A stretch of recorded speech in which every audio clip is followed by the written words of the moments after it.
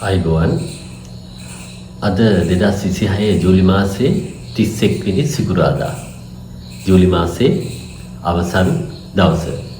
එහෙනම් බලමු අද දවසේ තොරතුරු කොහොමද කියලා. අද ඉර උදාව සැලකෙන්නේ උදේ 6:04ට. දින නැකත විදිහට ගන්න පුළුවන් දිනට නැකත.